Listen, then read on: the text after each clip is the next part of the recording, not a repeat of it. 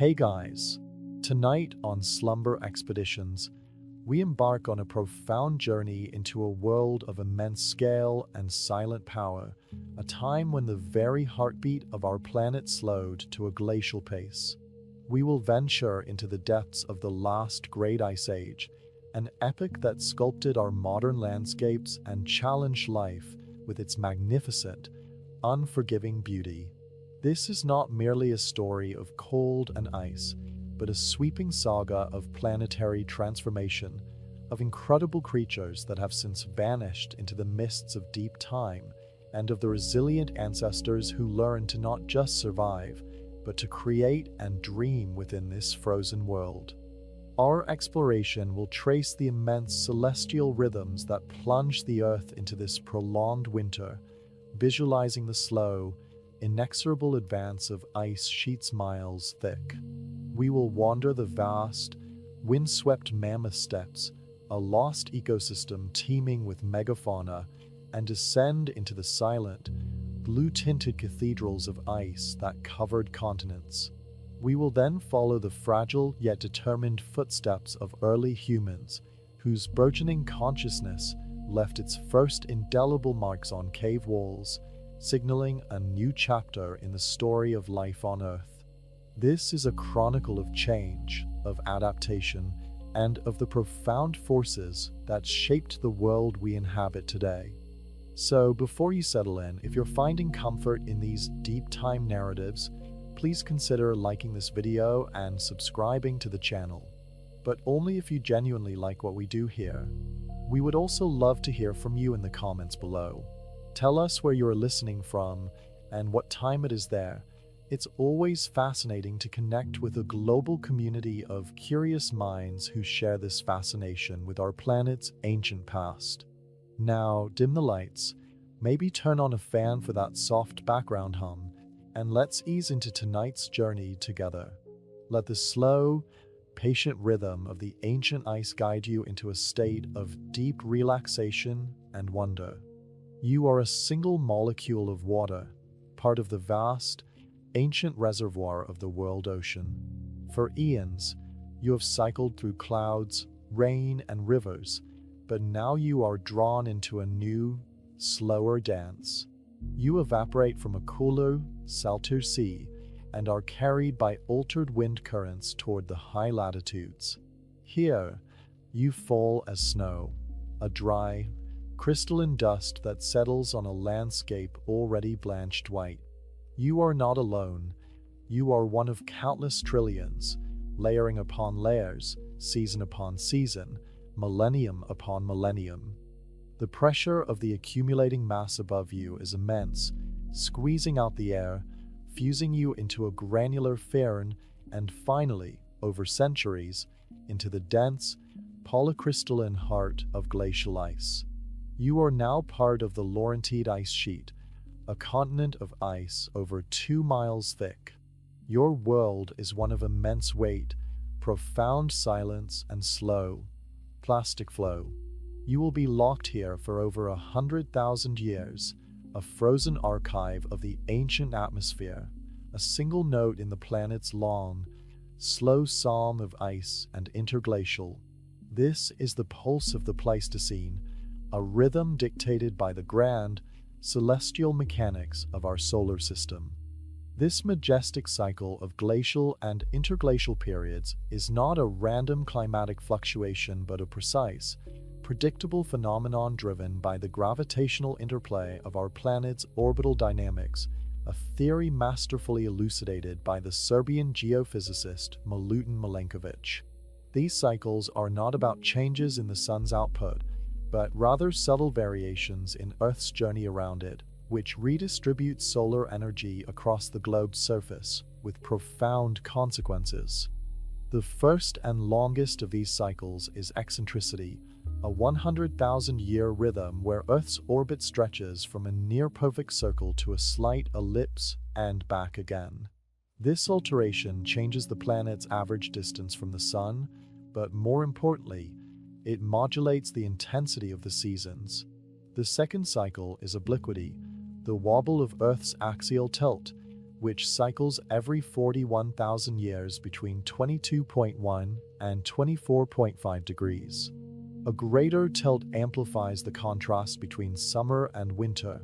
Stronger summers can paradoxically aid ice sheet growth in the polar regions if they are accompanied by increased moisture and snowfall, which then fails to fully melt in the subsequent, albeit colder, winter. The third cycle is precession, a 23,000-year wobble of the axis itself, like a spinning top slowly tracing a circle, which determines which hemisphere is tilted toward the sun at the point of closest approach in its elliptical orbit. When the northern hemisphere winter occurs at perihelion, the winters become slightly milder, but the summers become cooler, a configuration that favors the preservation of winter snows and the gradual buildup of ice. It is the complex, overlapping symphony of these three celestial rhythms, eccentricity, obliquity, and precession, that gently nudges the Earth's climate system across a critical threshold. They are the pacemakers, but the Earth's own systems provide powerful feedbacks that amplify their effects. The most significant of these is the ice albedo feedback. As ice and snow cover expands, it increases the planet's albedo, or reflectivity. More incoming solar radiation is bounced back into space, which leads to further cooling, which in turn allows for more ice to form, creating a powerful positive feedback loop that accelerates the planet's descent into a glacial period. Conversely, when the orbital cycles begin to favor warming, the melting ice exposes darker land and ocean, which absorb more heat, accelerating the retreat of the glaciers. Other feedbacks involve greenhouse gases. As the ocean cools, its capacity to absorb carbon dioxide increases, drawing down atmospheric CO2 levels and reinforcing the global chill.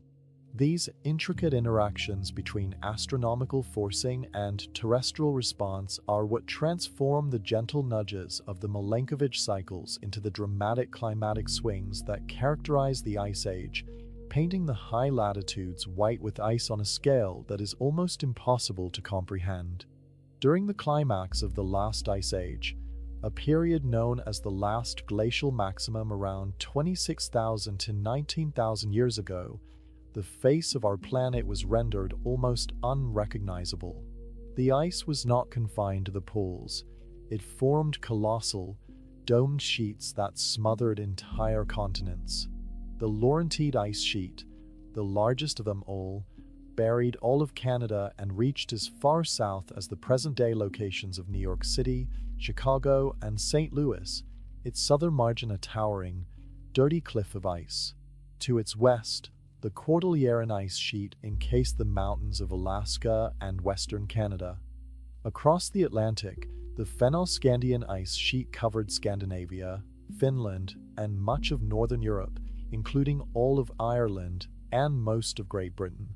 Mountain glaciers around the world, from the Alps and the Rockies to the Himalayas and the Andes, expanded dramatically, flowing down valleys and coalescing into extensive ice fields.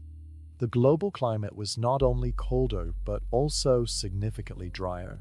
With an estimated 50 million cubic miles of water locked up in these terrestrial ice sheets, global sea level plummeted by about 120 meters, or 400 feet. This massive drop exposed vast expanses of the continental shelves, creating land bridges that became vital corridors for the migration of plants, animals, and humans, and redrawing the world's coastlines into alien, expansive forms. The climatic signature of the Ice Age was etched across the entire globe, though its expression varied. In the high latitudes, just south of the ice sheets, was a zone of continuous permafrost, where the ground remained frozen year-round, only a thin, active layer thawing in the brief summer. This was the domain of the Mammoth Steppe. Average temperatures in these regions were 10 to 15 degrees Celsius colder than today, but the cooling was a global phenomenon. Even the tropics experienced a drop of several degrees, which had a dramatic effect on ecosystems, Tropical rainforests contracted into refugia, replaced by savannas and grasslands. Deserts like the Sahara expanded, but some, like the American Southwest, were actually wetter, hosting large pluvial lakes such as Lake Bonneville, the ancestor of the Great Salt Lake. The atmospheric circulation patterns were shifted. The polar front and the jet stream were displaced southward, steering storm tracks differently and creating new regional climates. The very composition of the air was altered. Ice core records show that atmospheric carbon dioxide concentrations fell to about 180 parts per million, and methane levels also dropped, significantly reducing the natural greenhouse effect and locking the planet into its cold phase. This was a world operating under a different set of atmospheric and oceanic rules, a planet whose thermostat had been turned down, creating a stage for an epic drama of survival, adaptation, and eventual transformation. Contrary to the desolate, frozen wasteland of popular imagination, the unglaciated lands of the Northern Hemisphere during the Ice Age comprised one of the most productive and extensive ecosystems the world has ever known, the Mammoth Steppe, or steppe tundra. This was not the soggy, moss-dominated tundra of today's Arctic, but a cold, dry grassland that formed a continuous, circumpolar belt from the Atlantic coast of Europe across the vastness of Siberia, over the Bering Land Bridge, and into Alaska and the Yukon. It was a unique biome, a complex community of grasses, sedges, herbs, and sagebrush that was remarkably rich in nutrients and protein. The arid, windy conditions prevented the accumulation of thick, acidic peat, and the long hours of summer sunlight under the midnight sun fueled a burst of intense growth.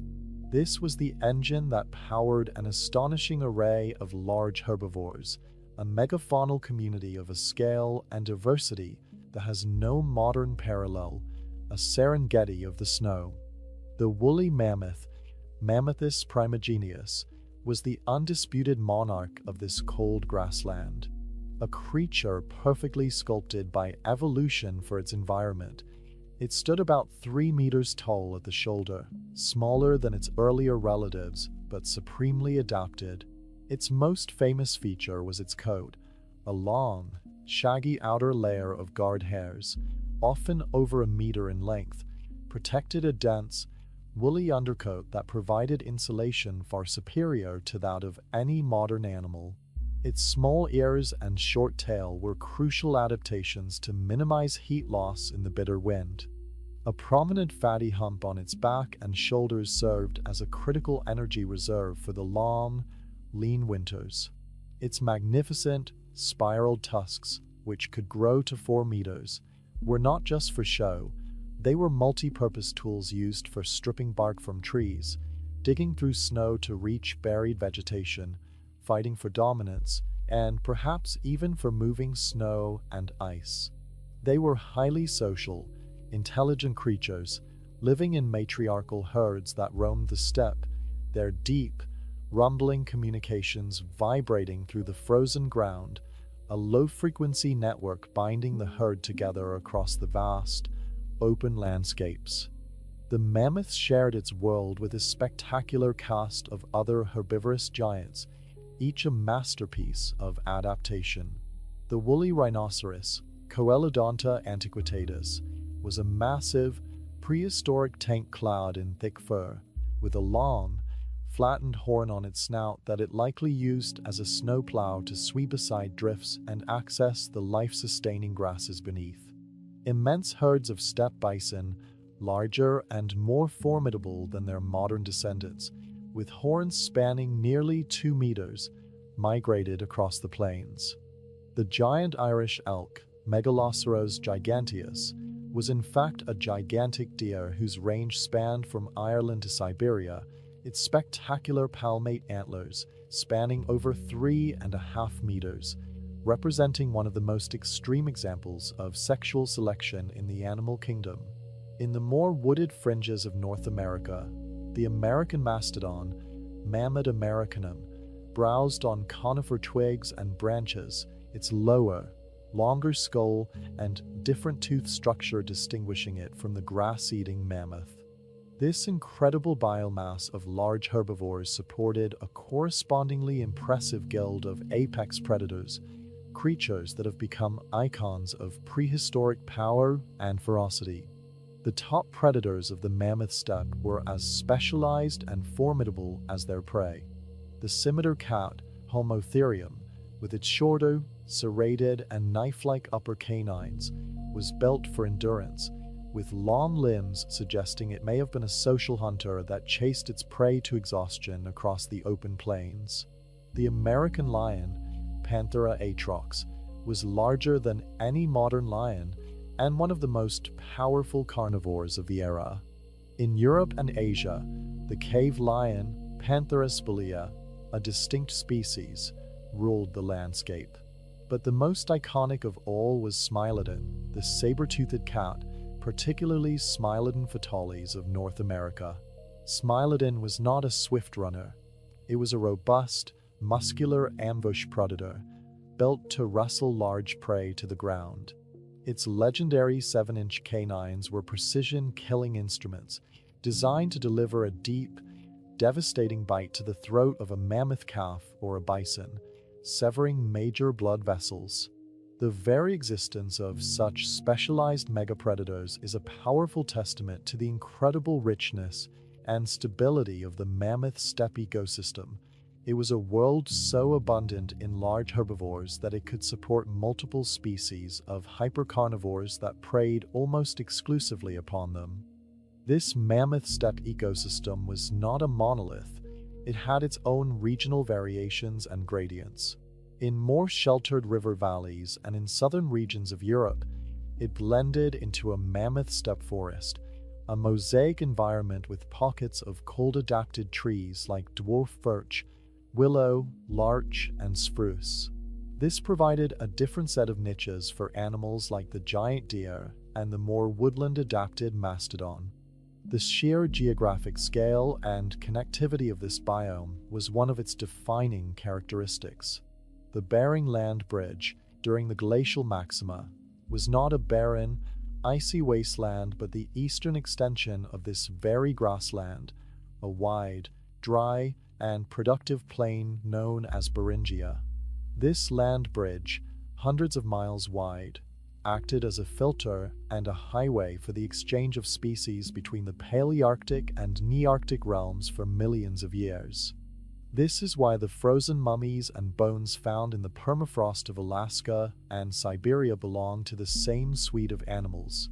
It was one continuous, circumpolar world, a lost continent of grass and wind, a vibrant, teeming ecosystem that represented life's triumphant and abundant answer to the challenge of the ice, a world of majestic giants whose passing left a silence in the biosphere that has never been filled. As the Ice Age reached its frigid apex, a new and increasingly potent force was emerging across the continents. Homo sapiens, our species, having evolved in Africa some 300,000 years ago, had begun its gradual, relentless dispersal into Eurasia and beyond, encountering environments for which its African origins had not specifically prepared it. The world they entered was one of extreme climatic contrasts, of short, productive summers and long, brutally cold winters, a world dominated by animals of immense size and power. Survival in this landscape demanded more than just physical hardiness. It required a cognitive revolution, a flowering of social complexity, and a technological ingenuity that would set the stage for humanity's eventual dominance of the planet. These early modern humans were not merely struggling to exist. They were actively problem-solving, innovating, and creating a rich cultural tapestry that allowed them to not only endure the Ice Age, but to spread to its farthest, most challenging corners. The most tangible evidence of this cognitive leap is preserved in the stone tool kits of the Upper Paleolithic period, which represent a dramatic advance over the technologies of their predecessors. This era is defined by the production of blades, long, parallel-sided flakes of stone struck from a carefully prepared cylindrical core. This technique was a marvel of efficiency, yielding a much greater length of sharp cutting edge from a given nodule of fine-grained flint or chert. These blades were not the final product. They were the versatile raw material for a new world of specialized tools. Using pressure flaking with antler or bone tippers, craftspeople would shape these blades into a diverse array of implements: end scrapers for cleaning and preparing animal hides, burins for scoring and grooving bone and antler, and, most importantly, into the finely crafted points for their projectile weapons. The development of the spear thrower, or atlatl, was a transformative innovation. This simple lever, usually made of wood or antler, acted as an extension of the human arm, allowing a hunter to propel a dart with vastly greater velocity, force, and accuracy. This provided a critical standoff advantage when facing the megafauna of the steppe. Furthermore, they began to master new materials, working bone, ivory, and antler with exquisite skill to create barbed harpoon points for fishing, delicate needles with drilled eyes for sewing form-fitting, layered clothing, and fine awls for working leather. This technological revolution was inextricably linked to a social and cognitive one. The evidence suggests that Ice Age humans lived in relatively small, mobile bands of 25 to 50 individuals, likely connected by kinship ties. Their survival was predicated on intense cooperation and the sophisticated sharing of labor and resources. The hunting of a mammoth, a woolly rhinoceros, or a herd of bison was an enterprise that required meticulous planning, flawless communication, and a willingness to undertake great risk for the collective good. This social cohesion and shared identity were given profound expression in what stands as the most breathtaking legacy of this era: its art. Deep within the limestone caves of Europe, from the breathtakingly ancient chambers of Chauvet-Pont-d'Arc to the vibrant galleries of Lascaux and Altamira, these early humans created a spiritual and artistic sanctuary. The walls come alive with hundreds of paintings and engravings, predominantly of the animals that shared their world: bison, horses, aurochs, mammoths, and rhinoceroses. Rendered with an astonishing anatomical accuracy and a powerful, dynamic sense of movement, these images were far more than simple decoration. They were likely central to a complex symbolic and ritual life, perhaps part of shamanistic practices intended to ensure hunting success, to honor the spirits of the animals, to tell creation myths, or to initiate the young into the knowledge of the tribe.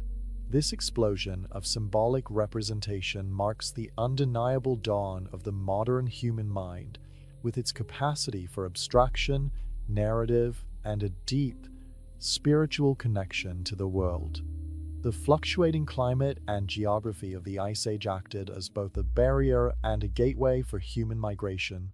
The dramatically lowered sea levels exposed vast areas of continental shelf, creating new lands to explore and settle. The most significant of these was Beringia. For long periods, it was not an icy bridge, but a wide, low-lying plain, an extension of the productive Mammoth steppe, rich with game.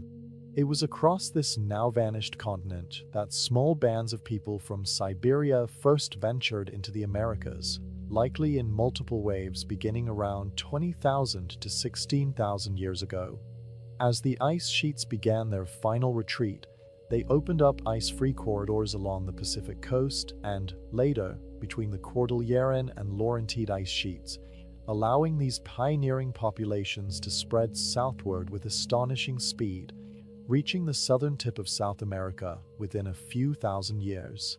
A similar process occurred in Southeast Asia, where the exposed Sundaland Shelf allowed for the earlier peopling of Australia and New Guinea, a journey that required crossing narrow sea passages even at the lowest sea levels. The entire human colonization of the globe, the settlement of the Americas, Australia, and the far north of Eurasia, was the story of the Ice Age, a testament to our species' unparalleled behavioral plasticity, resilience, and insatiable drive to explore. The daily life of an Ice Age human was undoubtedly one of hardship and precariousness. Life expectancy was likely short, the threat of injury, disease, and famine was constant, and the environment was unforgiving. Yet, the archaeological record paints a picture not of grim desperation, but of a vibrant and successful cultural adaptation. They constructed shelters that ranged from simple, temporary windbreaks to substantial, semi-subterranean dwellings framed with mammoth bones and tusks in the open landscapes of Eastern Europe. They wore sophisticated, tailored clothing, sewn with sinew and decorated with beads of shell, bone, and ivory, and they used red ochre for personal adornment and ritual. They possessed an encyclopedic knowledge of their environment, the migratory routes of the reindeer, the medicinal properties of plants, the flaking qualities of different stone quarries, the behavior of every predator. They were not primitive brutes. They were us, equipped with the same complex brain, the same capacity for language, art, and love, the same existential curiosity. The Ice Age was the great crucible that forged the modern human spirit, testing our ingenuity and creativity against the elements, and from which we emerged as the most adaptable and, ultimately, the most transformative species on the planet. As we conclude this part of our journey into the world of ice, we'd like to extend a special thank you for listening. If you're finding comfort in these paleontological explorations, please consider liking this video and subscribing to Slumber Expeditions. We would also love to hear from you in the comments below. Tell us where you're listening from and what time it is there. It's always fascinating to connect with our global community of curious minds. You can also share which part of the story has captivated you the most so far. It would be wonderful to start a conversation around it. Now, let the mystery of what we've uncovered so far settle in your mind as we prepare to continue our exploration. To stand at the margin of the Great Laurentide ice sheet during the last glacial maximum would have been to witness a sight of such overwhelming scale and power that it would defy all human comprehension. This was not a mountain range of ice, it was a continent of ice, a vast, domed expanse of white that stretched from horizon to horizon, its surface disappearing into a featureless, cold haze where the curve of the earth itself began to fall away. The ice was not a silent, static monument.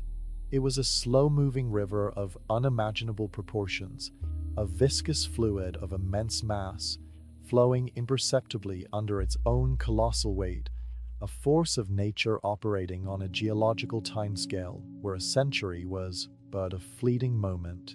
This movement, this relentless, plastic deformation, is what gave the ice sheet its world-altering power. At its base, the immense pressure of thousands of feet of overlying ice could lower the melting point, creating a thin, lubricating layer of meltwater that allowed the entire, gargantuan mass to slide over the underlying bedrock, grinding and scraping everything in its path like a planetary-scale piece of sandpaper.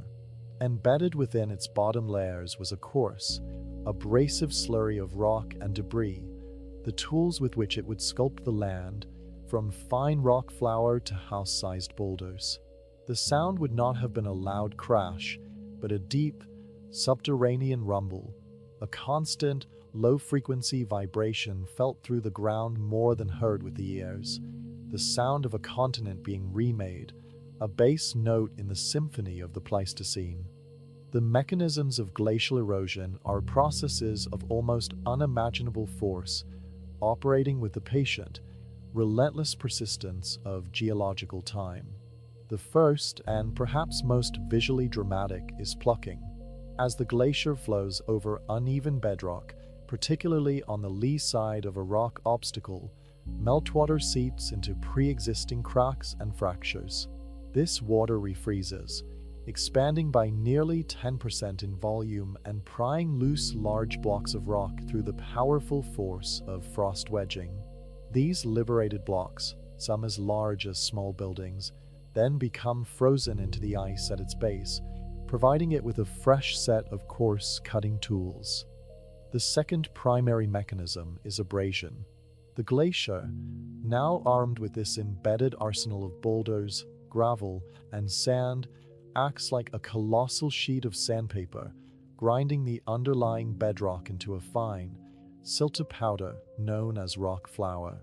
When this flour is deposited in glacial lakes, it can suspend in the water, giving it a stunning, milky, turquoise-blue appearance. This abrasive process scours the landscape, smoothing and polishing resistant rock outcrops into gentle, rounded, and asymmetrical forms known as roches-montées, which from a distance can resemble a flock of sleeping sheep, their gently sloping up ice sides smoothed by abrasion and their steeper, jagged down ice sides roughened by the plucking process. In mountainous terrain, these combined processes dramatically and irrevocably alter the very shape of the valleys. Pre-existing V-shaped river valleys, carved by the patient work of water, are systematically gouged, widened, and deepened into broad, steep-walled, U-shaped troughs. The glacier seeks out and exploits every weakness in the rock, carving dramatic, amphitheater-like cirques at its headwaters and sharp, jagged arêtes, knife-edge ridges, and pyramidal horns like the Matterhorn, where multiple glaciers erode a mountain from several sides simultaneously. The classic, dramatic skyline of the world's great mountain ranges, the Alps, the Himalayas, the Rockies, the Andes, are not products of tectonic uplift alone, but are the exquisite, refined handiwork of glacial sculpture, a masterpiece of destruction that creates sublime beauty. As the climate eventually warmed and the great ice sheets began their long, complex, and fitful retreat, they did not simply vanish. They left behind a chaotic, waterlogged, and dynamically unstable landscape, a world drowning in the meltwater of 1,000 centuries of accumulated ice. This was the stage for the third act of the glacial drama, deposition. All the material that had been scooped up, ground down, and carried within the ice, from microscopic clay particles to immense erratics, was now released in a massive, unsorted dump across the newly exposed land. This material, known collectively as drift, created a stunning and diverse array of landforms that today define the topography and agricultural wealth of the northern United States, Canada, and northern Europe. Vast, flat plains of till, an unstratified, heterogeneous mixture of clay, sand, gravel, and boulders of all sizes, were laid down directly by the melting ice, creating the incredibly fertile soils of the American Midwest, the Canadian prairies, and the North European plain. As the ice margin stabilized during pauses in its general retreat, it acted like a colossal conveyor belt, pushing ridges of this debris ahead of it, creating long, hilly arcs known as morelines. These can be rolling hills of till, ground morelines, or spectacular, steep ridges, lateral and terminal morelines that mark the ancient, stationary ice fronts. The Kettle Moraine of Wisconsin and the dramatic morelines circling the basins of the Great Lakes are a stark testament to these long-vanished ice margins. The meltwater itself, flowing in immense, sediment-laden rivers within, and beneath the decaying ice, created its own distinct and fascinating suite of landforms. Sometimes, these subglacial rivers would deposit their sandy and gravelly loads within long, sinuous tunnels within or under the ice, creating ridges known as eskos. When the ice finally melted away, these sinuous gravel ridges, which can stretch for dozens of miles, were left snaking across the landscape, marking the precise paths of ancient subglacial streams. Other times, blocks of stagnant ice would become buried and partially buried by this outwash sediment. When these massive ice blocks finally melted, they left behind steep-sided depressions called kettles, which often filled with water to become the countless kettle lakes that the landscapes of Minnesota, Manitoba, Finland, and Poland, the land of 10,000 lakes, is a direct legacy of this process. Furthermore, vast lakes were dammed between the retreating ice margin and higher ground to the south. The largest of these was Glacial Lake Agassiz, which at its peak was an inland sea larger than all the modern Great Lakes combined, covering parts of Manitoba, Ontario, Saskatchewan, North Dakota, and Minnesota. Its ancient, perfectly flat lake bed, laid down by fine silts, became some of the most fertile agricultural land on Earth.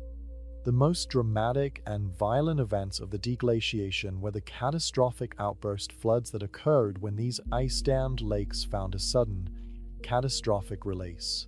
The most renowned and geologically significant of these were the Missoula floods in the Pacific Northwest.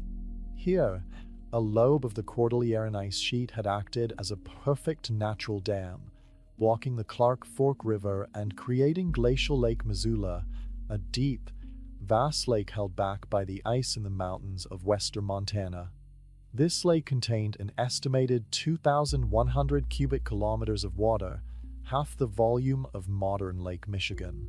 Periodically, the ice dam would become unstable and fail, unleashing a wall of water taller than the Empire State Building that raced across the landscape of eastern Washington at speeds of up to 100 kilometers per hour.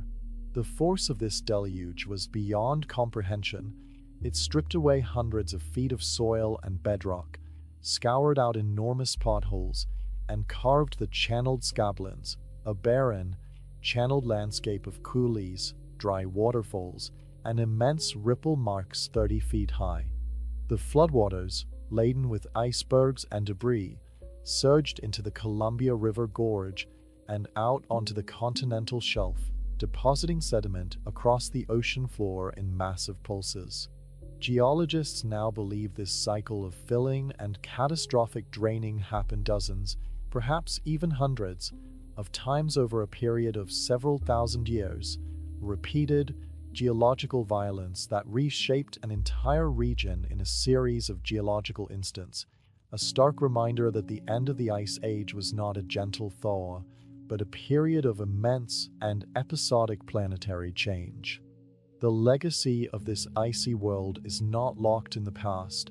It is a living, dynamic, and tangible presence in our modern world, influencing everything from our agriculture to our water resources to the very shape of our coastlines. The land itself is still actively responding to the removal of the immense weight of the ice, a process that began over 10,000 years ago. In a process known as isostatic rebound, the Earth's crust, which was depressed by hundreds of meters by the weight of the ice, is slowly, elastically springing back. This is most evident in places like the northern shores of Hudson Bay and the Bothnian Bay of the Baltic Sea, where the land is rising at a rate of nearly a centimeter per year, continually altering coastlines, creating new land, and forcing the constant redrawing of nautical charts and international boundaries. The Great Lakes themselves are a direct and vital legacy of the ice, their basins scooped out by the glacial lobes and their present form shaped by the complex patterns of moraine deposition and meltwater drainage. The countless smaller lakes of Minnesota, Manitoba, and Finland are almost entirely kettle lakes, a direct gift from the melting of stranded ice blocks. The rich agricultural lands that feed the world, the dramatic fjords that define the coasts of Norway and New Zealand and drive their tourism industries, the very availability of vast reservoirs of fresh water stored in the Great Lakes and in glacial aquifers. All of these are foundational gifts from the Ice Age, a permanent and profoundly influential inheritance from a world of ice that continues to shape our lives, our economies, and our landscapes in deep and enduring ways, a silent partner in the story of human civilization. The megafauna of the Ice Age were not merely larger, more robust versions of modern animals. They were often highly specialized, unique products of a unique and now vanished world, whose evolutionary paths had been shaped by millions of years of a cooling climate, the spread of global grasslands, and periods of isolation and connection between continents. They represented a pinnacle of mammalian adaptation to cold, open environments, an experiment in gigantism that the Earth is unlikely to see again. In South America, which had been an isolated island continent for most of the Cenozoic era, the fauna evolved in a parallel universe, a grand, natural laboratory resulting in a menagerie of bizarre and wonderful creatures that defy easy comparison to anything in the modern world. The landscape was dominated by strange, armored giants like the Glyptodon, a Volkswagen Beetle-sized relative of the armadillo, covered in a solid, bony carapace composed of hundreds of individual osteoderms and sporting a clubbed tail for defense against predators. Even more formidable was the Doedicurus, another giant armadillo whose tail was tipped by a spiked, bony mace that could likely shatter the bones of any predator daring enough to attack. Towering over them was Megatherium, the giant ground sloth, a creature as large as a modern elephant that could rear up on its powerful hind legs to strip leaves from high branches, its massive, hook-like claws capable of tearing down whole trees to access the most tender foliage. These were not slow, sluggish creatures of popular imagination.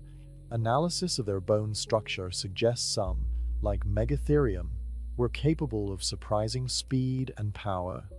The herbivores of this lost South American world were matched by equally strange and formidable predators that had evolved to hunt them. The most terrifying was likely Smilodon populator, the largest of the saber-toothed cats, which ruled the open grasslands and woodlands of South America. Even more massive and robust than its North American cousin, Smilodon fatalis, it was a supremely powerful ambush hunter. Its iconic 7-inch canines were precision-killing instruments, designed to deliver a deep, devastating bite to the throat or belly of a Macrauchenia, a camel-like Leptopteran with a short trunk, or even a young Megatherium, severing major blood vessels and leading to a rapid kill.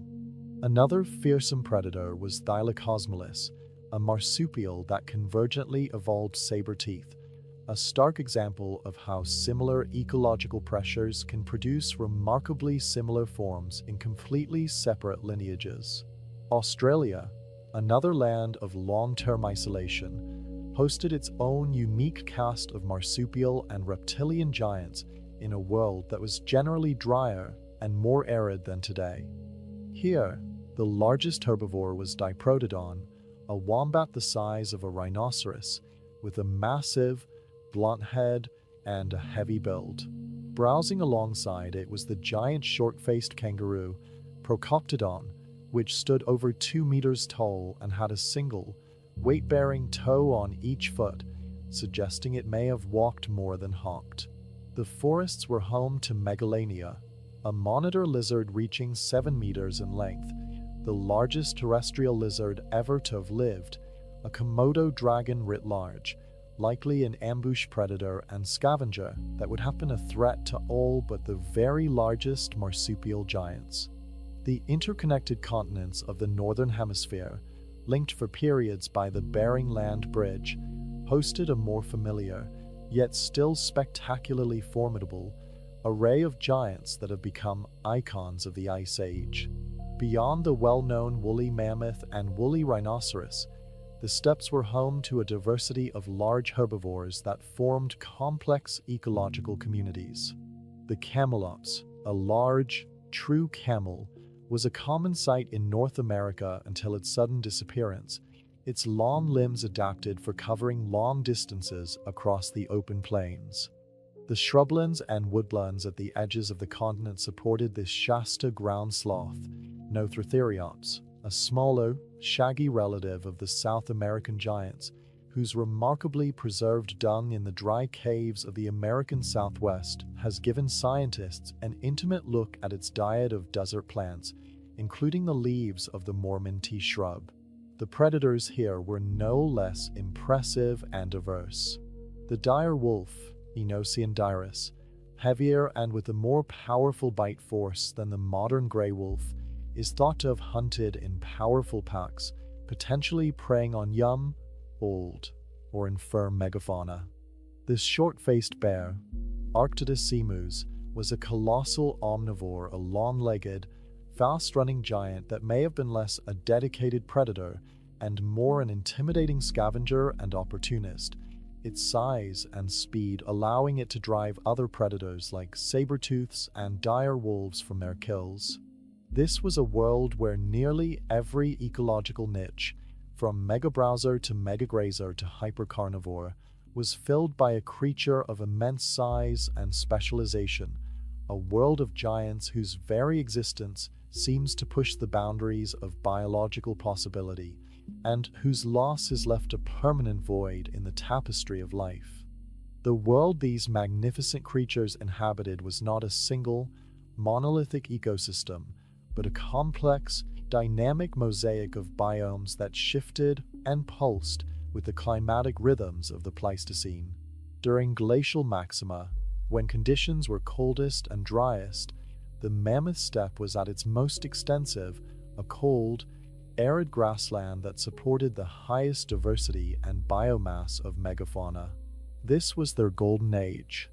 During warmer interstadials, brief respites within the glacial period, forests would advance, and the steppe would contract and fragment, breaking up the continuous grasslands into isolated patches. This put pressure on the specialized grazers like the woolly mammoth and woolly rhino, which were supremely adapted to the open, grassy plains but less suited to a forested environment. The megafauna were not passive passengers in these ecosystems. They were dynamic, keystone components, actively shaping the very environments they depended upon. Elephants and other megaherbivores are known as ecosystem engineers. Their modern counterparts dramatically alter the landscape by knocking down trees, clearing paths, dispersing seeds over great distances, and creating water holes with their wallows. The Ice Age megafauna would have done this on a grander, more dramatic scale. Mammoths likely played a crucial role in maintaining the open nature of the steppe by trampling and consuming tree saplings, preventing forest encroachment. The nutrient cycling facilitated by these vast herds, their dung fertilizing the plains, would have been a key component of the ecosystem's incredible productivity. Their very footsteps would have churned the soil, and their wallows would have created depressions that held water for other species. They were not just inhabitants of their world, they were active, vital architects of it, their lives, deaths, and behaviors intricately woven into the very fabric of the landscapes they called home, and their disappearance would have caused a fundamental and catastrophic shift in the functioning of these ecosystems. The end of this world of giants is one of the most enduring, tragic, and heated mysteries in all of paleontology. Between roughly 50,000 and 10,000 years ago, across every continent except Africa and Antarctica, the majority of these large animal species, those over 100 pounds, vanished in a wave of extinctions that was, in geological terms, shockingly rapid. In North America, some 70% of its megafauna disappeared, including all its proboscideans, mammoths and mastodons, its saber-toothed cats, its giant ground sloths, its dire wolves, and its short-faced bears. A similar, devastating pattern occurred in South America, Australia, and to a somewhat lesser extent in Europe and Northern Asia. The timing of these extinctions is highly suspicious and has been the subject of intense debate for decades, as it closely coincides with the arrival and expansion of modern humans into these continents. This correlation has given rise to the overkill or blitzkrieg hypothesis, which posits that these naive animals, having evolved for millions of years without a highly intelligent, technologically sophisticated, and cooperative primate predator, were systematically hunted to extinction. Proponents point to archaeological kill sites like the Clovis sites in North America, where mammoth and mastodon bones are found in direct association with human stone tools, and to population models that show how even low levels of hunting could have driven slowly producing large mammals to extinction over a few centuries. However, the story is not so simple or one-sided. The other major, concurrent factor was the dramatic climatic and environmental upheaval at the end of the Pleistocene. The world was warming rapidly, the great ice sheets were melting and collapsing, sea levels were rising, and ecosystems were transforming at a pace that may have been too fast for these large, specialized, and slow-reproducing animals to adapt. This is the climate change hypothesis. Forests were replacing the mammoth steppe, sea levels were rising and flooding continental shelves like Beringia, a crucial refugium, and the climate was becoming more unstable and seasonal. It is increasingly likely that the truth lies not in choosing one hypothesis over the other, but in a deadly synergy between the two. Humans may have been the final, decisive blow to populations that were already stressed, fragmented, and declining due to a rapidly changing and shrinking world. The large body size that had been an advantage for millions of years, providing protection from predators and efficiency in resource use, may have suddenly become a liability, requiring more food at a time when their preferred habitats were disappearing and making them more visible and profitable targets for a new, potent, and persistent predator. The world of the Ice Age megafauna was a delicate, complex, and finely tuned balance, and it seems that the one-two punch of a radically shifting climate and the arrival of an innovative, global predator was enough to tip that balance into a cascade of extinction, closing the curtain on an entire age of giants and leaving our modern, ecologically impoverished and quieter world in its wake. Their ghosts still haunt the ecosystems they once ruled, a poignant reminder of a grander, wilder Earth. While the mammoth steppe captures the popular imagination with its iconic megafauna and vast, open horizons, the Ice Age world was a complex and rich tapestry of diverse and interconnected ecosystems, each with its own unique assemblage of plants and animals, all struggling to adapt and thrive within the prevailing regime of cold and aridity. South of the great ice sheets in North America and Europe lay a broad, harsh zone of continuous permafrost and sparse, low-lying vegetation, a true polar desert where only the hardiest of life forms could gain a tenuous foothold. This was the authentic tundra, a treeless landscape whose surface would thaw into a treacherous, waterlogged quagmire during the brief 6 to 8 week summer, only to refreeze solid for the long, dark, and brutally cold winter. Life here was a masterclass in endurance and specialized adaptation. Herds of caribou in North America and their Eurasian counterpart, the reindeer, undertook epic seasonal migrations across these plains, their wide, splayed hooves perfectly adapted for walking on soft snow, and their diets uniquely specialized for digesting the protein-poor but abundant lichens known as reindeer moss. Smaller mammals like the resilient Arctic fox, with its seasonally changing coat, and the famously cyclic lemming, with its population explosions and crashes, formed the foundational prey base for specialized predators like the majestic snowy owl and the powerful gerfalcon, the world's largest falcon.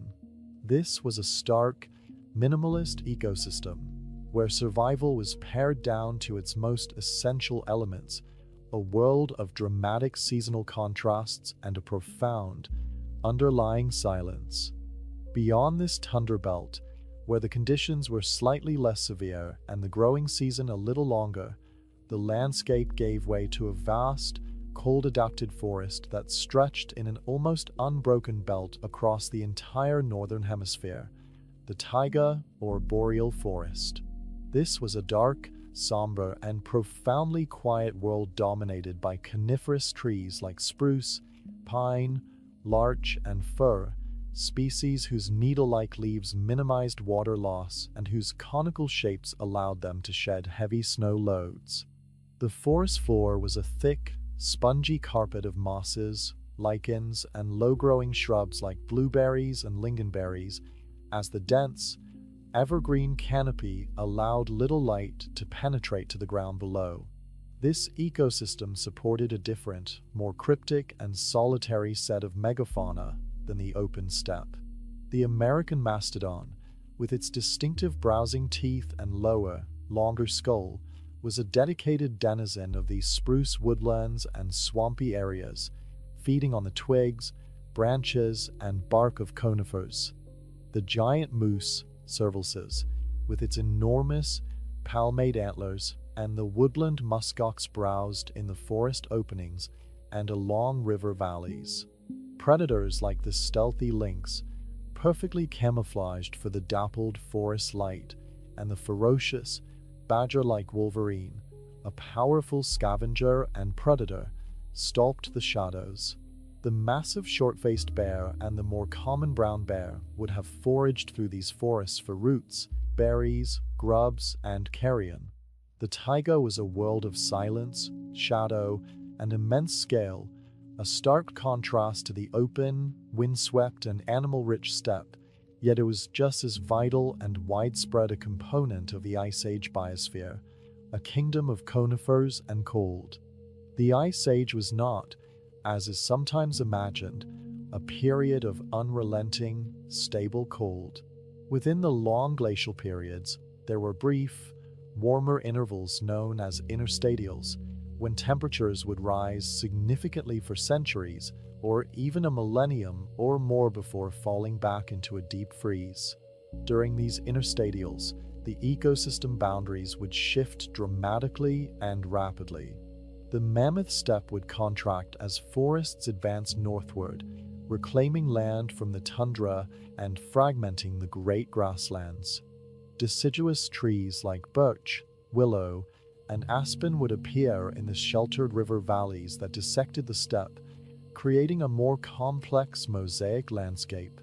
This offered new opportunities for generalist species that could adapt to a variety of habitats, but it put immense pressure on the specialists of the open plains.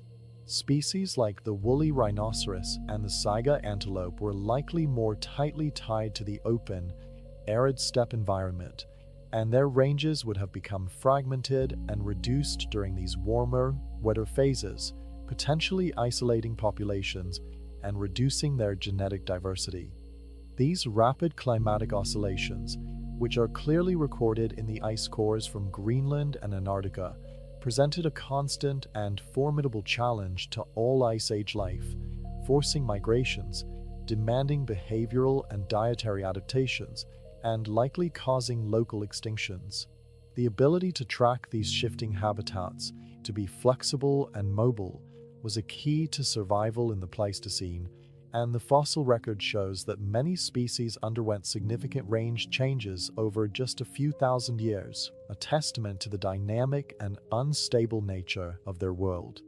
The marine ecosystems of the world were also profoundly transformed by the conditions of the Ice Age, creating a world of colder, lower, and more productive seas in many regions.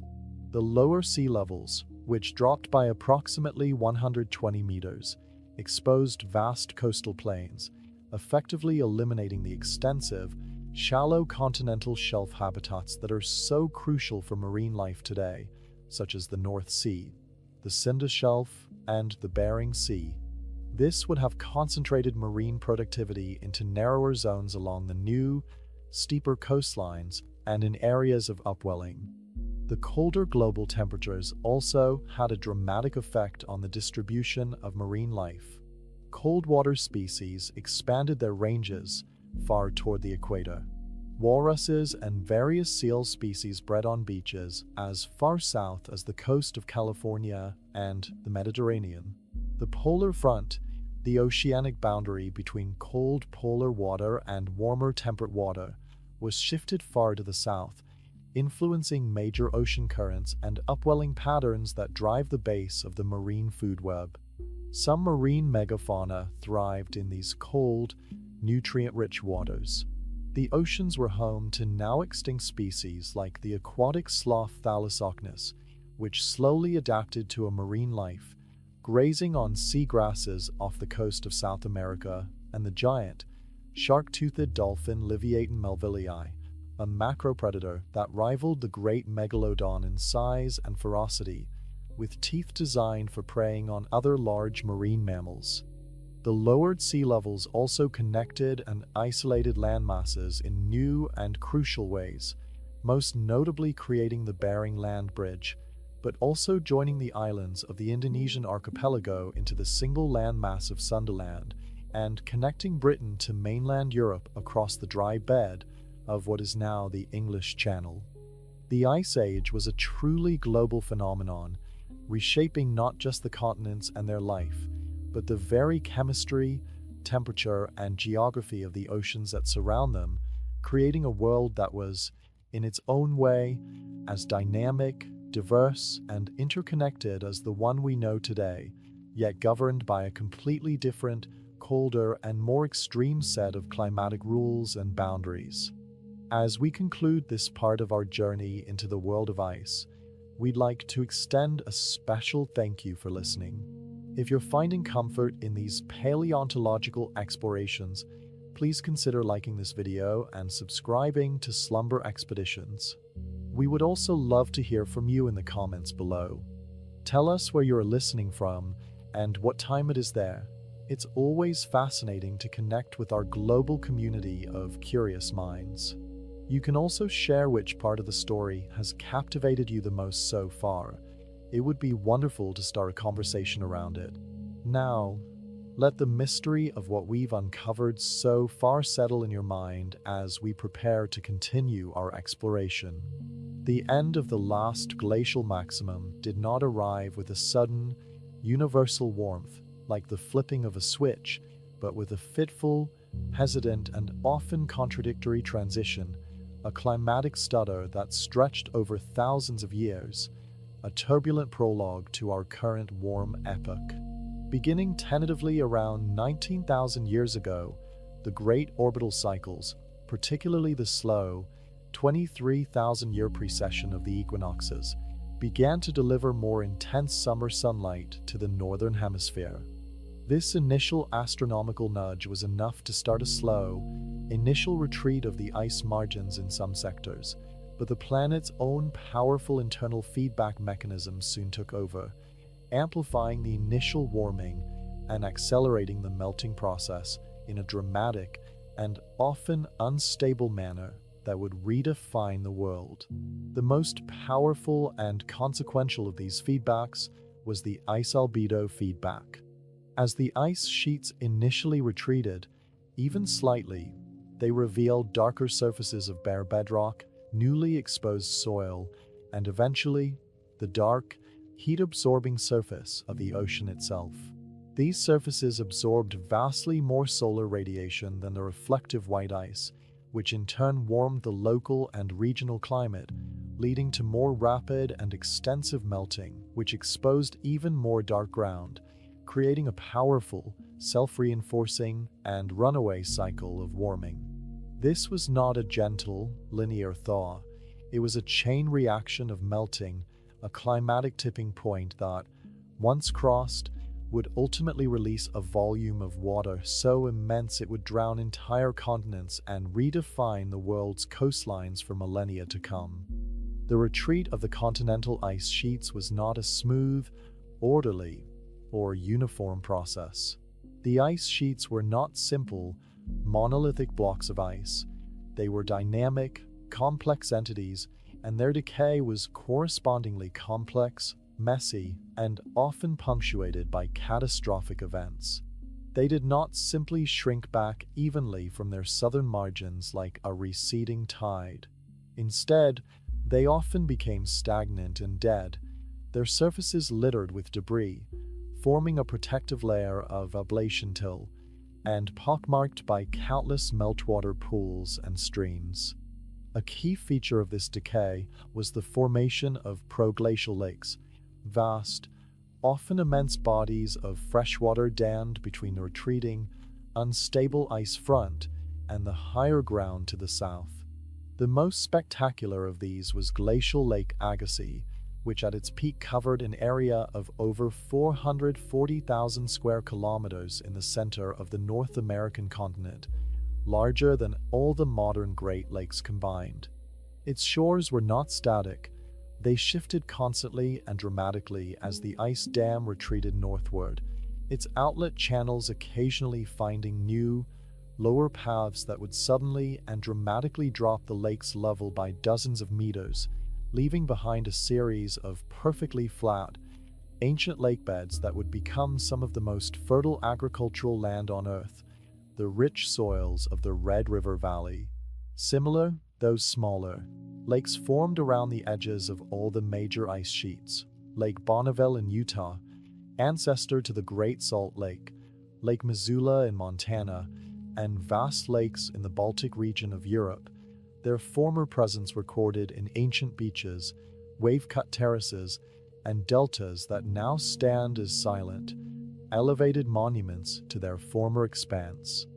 The most dramatic and geologically violent events of the entire deglaciation were the catastrophic outburst floods that occurred when these massive ice-dammed lakes found a sudden, catastrophic release. The most renowned and well-studied of these were the Missoula floods in the Pacific Northwest. Here, a lobe of the Cordilleran ice sheet had acted as a perfect, though temporary, natural dam, blocking the Clark Fork River and creating Glacial Lake Missoula, a deep, vast lake held back by the ice in the rugged mountains of western Montana. This lake contained an estimated 2,100 cubic kilometers of water, half the volume of modern Lake Michigan. Periodically, the ice dam would become buoyant or fracture under the immense water pressure, leading to a catastrophic and complete failure. This unleashed a wall of water and ice taller than the Empire State Building that raced across the landscape of eastern Washington at speeds of up to 100 kilometers per hour, a torrent moving with the force of a continent being drained. The force of this deluge was beyond human comprehension. It stripped away hundreds of feet of soil and bedrock, scoured out enormous potholes, and carved the channeled scablands, a barren, otherworldly landscape of coulees, dry waterfalls, and immense ripple marks 30 feet high and hundreds of feet apart. The floodwaters, laden with icebergs the size of houses and countless tons of debris, surged through the Columbia River Gorge and out onto the continental shelf, depositing sediment across the ocean floor in massive, identifiable pulses. Geologists now believe this cycle of filling and catastrophic draining happened dozens, perhaps even hundreds, of times over a period of several thousand years, a repeated, geological violence that reshaped an entire region in a series of geological instants, a stark and powerful reminder that the end of the Ice Age was not a gentle, peaceful thaw, but a period of immense, episodic, and often violently rapid planetary change. The release of all this meltwater from the continents had a profound, complex, and globally synchronous effect on sea level. From a low stand of about 120 meters below present-day levels at the last glacial maximum, the world's oceans began their long, fitful, and irreversible rise, an event known as the post-glacial transgression. This rise was not a smooth, gradual curve. It was characterized by rapid pulses, known as meltwater pulses, where global sea level rose by several meters per century, rates that would be catastrophic for modern coastal civilizations. The most significant of these, Meltwater Pulse 1A, occurred around 14,500 years ago, when sea level rose by approximately 20 meters in less than 500 years, an average rate of about 4 centimeters per year. This would have been a visibly rapid and terrifying process on human timescales, with coastlines retreating noticeably within a single lifetime, drowning coastal hunting grounds, freshwater sources, and likely entire settlements, forcing a relentless human migration inland. This massive influx of cold, fresh water into the North Atlantic also had dramatic and far-reaching effects on global climate, potentially disrupting or even shutting down the Atlantic Meridional Overturning Circulation, AMOC, the great conveyor belt of ocean currents that brings warm tropical water to the coasts of northern Europe. Such disruptions are thought to have triggered sudden, sharp returns to near-glacial conditions, like the older Dryas and the younger Dryas periods, brief, bitter winter-like intervals that interrupted the overall warming trend for over 1,000 years and showed just how delicate, unstable, and interconnected the post-glacial climate system could be, capable of violent lurches even as the world was emerging from an ice age. The final, enduring legacy of the Great Melt is, quite simply, the physical world we live in today. The rising seas, over the course of millennia, slowly and irrevocably drowned the vast coastal plains that had served as refugia, migration routes, and homelands for humans and animals during the Ice Age. Beringia was submerged, severing the last land connection between Asia and North America and isolating the human populations of the New World. Sundaland was flooded, transforming it from a vast, exposed continent into the intricate archipelago of Indonesia and Malaysia. The North Sea and the English Channel filled with water, turning Britain from a peninsula of Europe into an island, a geographical fact that would profoundly shape its history. The Persian Gulf was created, and coastlines around the world, from the Atlantic seaboard of America to the shores of East Asia, settled into their modern, familiar configurations roughly 6,000 to 7,000 years ago. This rising water also created the modern estuaries, fjords, and rias that characterize so many of the world's coastlines, providing rich habitats and natural harbors. The thawing of the permafrost released vast stores of methane and carbon dioxide from decomposing organic matter, further amplifying the warming in another powerful feedback loop. The world was being reborn, not in fire, but in water. The Great Melt was the final, transformative, and chaotic act of the Pleistocene Ice Age, a powerful and drawn-out process that drowned the old world of the Ice Ages and created the familiar, interglacial geography of the Holocene, the stable and warm epoch in which human agriculture and ultimately global civilization would truly begin to flourish and reshape the planet once more. The end of the Ice Age presented humanity with a world in profound flux, a landscape of both unprecedented new opportunities and formidable, existential challenges. The very foundations of their Paleolithic existence were shifting beneath their feet. The great, predictable herds of megafauna that had been a primary source of food, clothing, shelter, and tool-making materials for millennia were disappearing, victims of the combined pressures of a rapidly changing climate and, in many regions, increasingly efficient human hunting. The open Mammoth steppe, this Serengeti of the north that had stretched across continents, was fragmenting, being replaced by denser, less productive forests in some regions and by expanding deserts in others. In the face of this widespread ecological upheaval, human societies were forced to adapt with remarkable speed and ingenuity, and in doing so, they embarked on a series of cultural and technological innovations that would fundamentally and irrevocably alter the relationship between humanity and the natural world, setting the stage for the birth of civilization and our modern global society. This period, the transition from the Paleolithic Old Stone Age to the Neolithic New Stone Age, was one of the most significant and consequential turning points in the entire human story.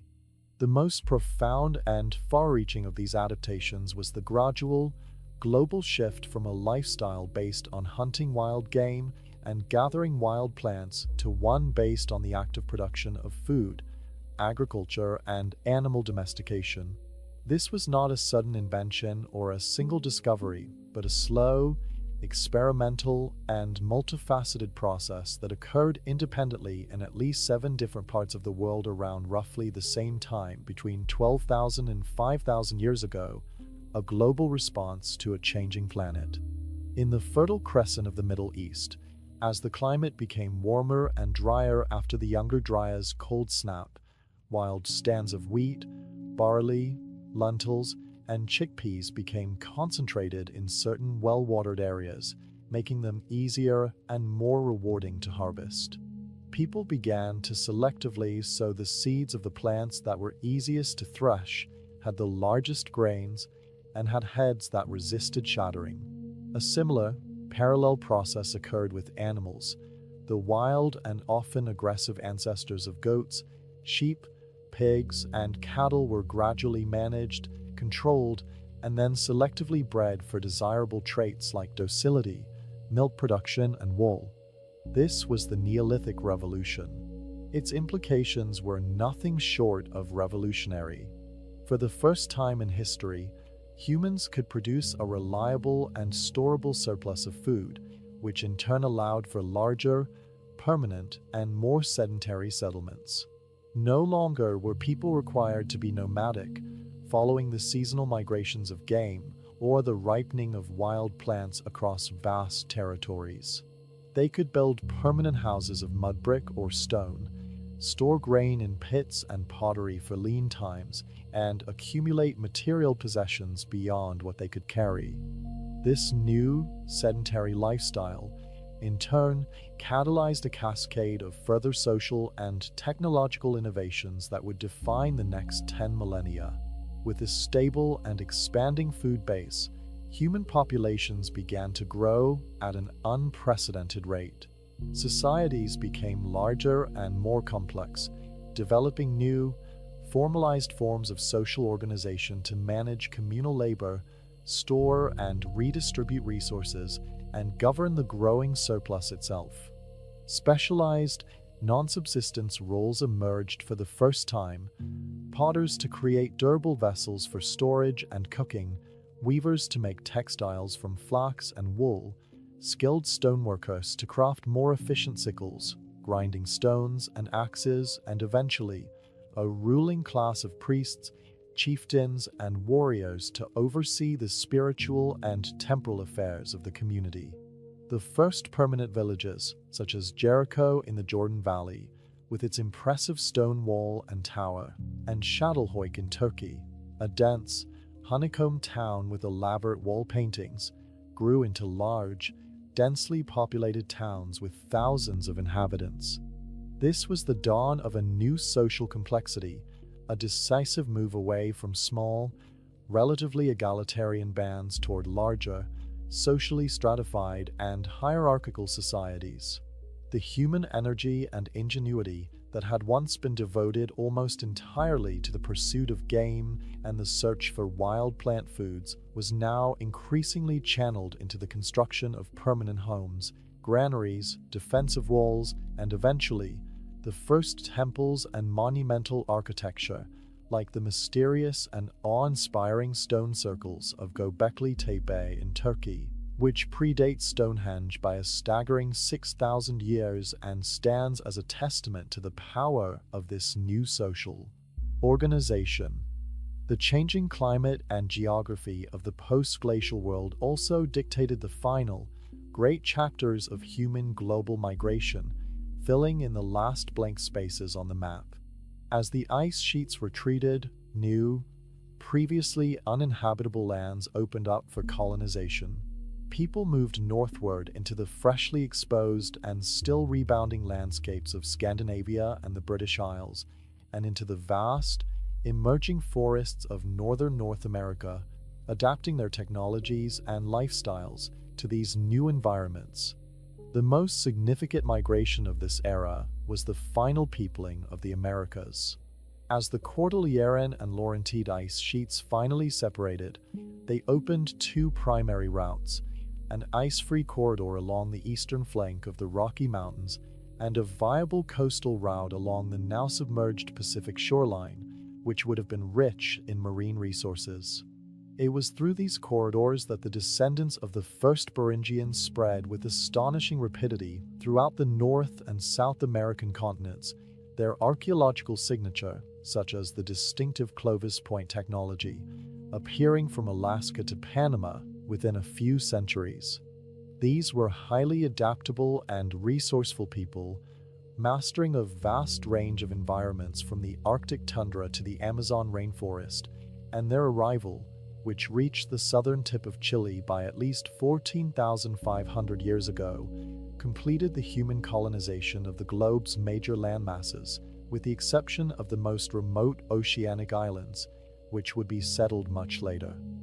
The end of the Ice Age closed some doors, like the land bridge to the Americas, but it opened many others, allowing humanity to finally fill every continent and adapt to virtually every terrestrial environment on Earth. The psychological, spiritual, and cultural world of humanity was also profoundly transformed in this new Neolithic era. The intimate, spiritual relationship with the wild animals that characterized the magnificent cave art of the Upper Paleolithic, a relationship of respect, fear, and mystical connection, gradually evolved into a different kind of symbiosis, one of control and dependency with domesticated plants and animals. Myths and religions began to incorporate new themes of fertility, the life-giving cycle of the seasons, the power of the sown field, and deities associated with rain, grain, and the hearth. The development of pottery, a technology enabled by sedentary life and the control of fire, allowed for new forms of artistic expression, the safe storage of surpluses, and the cooking of a wider variety of foods. However, this revolutionary new way of life also came with significant and often hidden costs. Diets became less varied and heavily reliant on a few staple crops, leading to nutritional deficiencies and dental problems. The close, constant proximity to domesticated animals led to the transfer of diseases, creating the first zoonotic epidemics. Social inequality became more pronounced and institutionalized, with clear evidence of wealth disparities and the emergence of a slave class. Perhaps most tellingly, evidence of organized warfare, fortifications, and violent trauma on human skeletons becomes much more common in the archaeological record. The decision to become farmers was not an unambiguous step toward a better, easier life, but it was an irreversible and transformative one. It set humanity on a new, accelerated path towards cities, states, empires, writing, and the complex, interconnected, and environmentally dominant modern world. The challenges of the thawing world had forced a revolution, and in adapting to the end of the Ice Age, humanity had, in a very real sense, invented its own future, for better and for worse. The Pleistocene Ice Age is not a closed, dusty chapter in Earth's history book. It is a vivid, dynamic, and continuing presence, its legacy woven into the very fabric of our modern world, from the ground beneath our feet and the air we breathe to the water we drink and the cultural stories we tell. The most tangible and foundational inheritance is the physical landscape itself. The fertile, deep, black soils that now feed billions of people, the American Corn Belt, the wheat fields of the Ukrainian steppe, the plains of northern Europe and Argentina, are largely composed of glacial till and wind-blown loess, the finely ground rock flour that was deposited by the ice, and the fierce winds that swept off its margins. The Great Lakes of North America, holding an astonishing 20% of the world's surface freshwater, are themselves direct gifts of the ice, their basins scoured out by the Laurentide ice sheet and their present form shaped by its complex patterns of deposition. The dramatic, tourism-drawing fjords of Norway, New Zealand, Chile, and Alaska are drowned glacial valleys, their deep, silent waters telling story of immense ice and its powerful retreat. The rugged, scenic beauty of the Alps, the Rockies, the Himalayas, and the Andes, the very archetypes of majestic mountains, is in large part a product of intense glacial sculpting during a Pleistocene. Our modern world is, in many ways, a landscape designed and sculpted by ice, a masterpiece of geological art whose final form was given during the last 2.5 million years. The legacy of the ice continues beneath the surface, influencing our economies and resources in profound ways. The same glacial processes that sculpted the land also concentrated valuable mineral deposits. The relentless grinding of the ice sheets broke up bedrock and, in some cases, left behind economically viable placer deposits of gold, diamonds, tin, and other heavy minerals in glacial outwash streams, sparking gold rushes that shaped nations. The vast, porous aquifers that provide essential freshwater for cities, industry, and farms across the northern continents, such as the Ogallala Aquifer in the United States, are often housed in the sands and gravels of glacial outwash plains and valley trains. Even the climate we consider normal is, from a long-term perspective, an interglacial one, a brief warm period in a much colder cycle. For most of the last million years, the Earth's default climate has been significantly colder than it is today, with massive ice sheets covering much of Canada, Scandinavia, and parts of the northern United States and Europe. Our current warm period, the Holocene, which has lasted about 11,700 years, is the exception, not the rule. This deep time context is absolutely crucial for understanding the profound and unprecedented impact human activity is now having on the climate system. By releasing vast quantities of fossil carbon into the atmosphere, we are pushing the planet's thermostat out of the natural cycle of ice ages and interglacials that has prevailed for the last several million years, steering the climate into uncharted territory for our species and for the world's ecosystems. The biological legacy of the Ice Age is equally profound and visible in the patterns of species distribution and genetic diversity we see today. The repeated advances and retreats of the ice forced plants and animals into refugia, isolated areas where conditions remain tolerable, such as in southern Europe, the Iberian, Italian, and Balkan peninsulas, the southeastern United States, and parts of Asia. When the ice finally retreated, these species expanded out from their refugia, recolonizing the newly available land. However, their genetic diversity often bears the clear stamp of this population bottleneck and subsequent expansion. Genetic lines can often be traced back to specific refugial areas. The modern ranges of countless species, from oak trees and hedgehogs in Europe to salamanders and trees in North America, are a living map of their ice age, survival strategies, and post-glacial migration routes. Furthermore, the wave of megafauna extinctions at the end of the Pleistocene left massive, unfillable gaps in ecosystems around the world. The disappearance of large herbivores like mammoths, mastodons, and giant ground sloths likely led to profound changes in vegetation patterns, such as the spread of dense, fire-prone forests in some areas, because there were no megaherbivores to browse them down, and the loss of the maintained, park-like grasslands of the Mammoth Steppe. These ghosts of the Ice Age, the empty niches and the altered ecosystems, continue to influence the structure, function, and resilience of the natural world today, a constant, silent reminder of a grander, more complete biosphere. For humanity itself, the Ice Age was the great and final crucible in which our modern species was truly forged and tested. The challenges of a volatile and often harsh climate the need to develop cooperative strategies to hunt large, dangerous game, and the necessity of complex social communication and planning selected powerfully for intelligence, behavioral flexibility, technological innovation, and sophisticated linguistic ability. The breathtaking art in the caves of Lascaux, Chauvet, and Altamira is a stunning testament to a cognitive and symbolic revolution that occurred during this time, revealing a mind capable of abstraction, narrative, and a deep, spiritual connection to the world.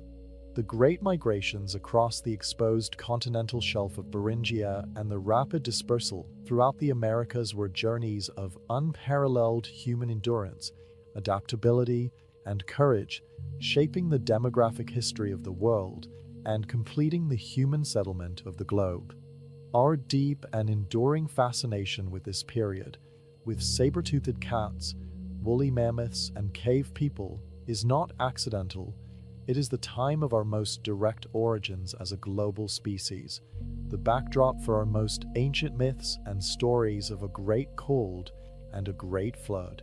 The memory of the great ice and the magnificent, terrifying beasts that shared our world is perhaps encoded in our collective unconscious, reflected in universal legends of giants, lost worlds, and epic struggles against the elements. As our long, quiet journey through the world of ice comes to a gentle close, we are left with a profound sense of deep time and a humbling connection to the powerful forces that have shaped our planet. The Ice Age reminds us that Earth is a dynamic, ever-changing system and that life is fundamentally resilient, adaptable, and creative in the face of immense challenge. The great sheets of ice have retreated for now, but the orbital cycles of Milankovitch continue their slow, patient, and immutable dance in the background of our lives. Barring significant human intervention, the planet would, in tens of thousands of years, likely see the gradual return of the glaciers, beginning the cycle anew. But the world now has a new, powerful, and conscious geological force, humanity itself. The choices we make today about our climate, our environment, and our relationship with the natural world will write the next, unprecedented chapter in this long planetary story. The Ice Age is not just a past event to be studied. It is a mirror held up to our present, a reminder of the powerful, impersonal forces that shape worlds, a lesson in the incredible, fragile, and enduring power of life, and a guidepost for the future we are now creating. It teaches us humility, respect, and awe for the world we have inherited and for which we are now the stewards. Thank you for joining us on this slumber expedition to the world of ice. May the profound peace and vast perspective of this deep time journey settle upon you, and may your rest be as deep and tranquil as the slow, patient flow of the ancient glaciers. Good night.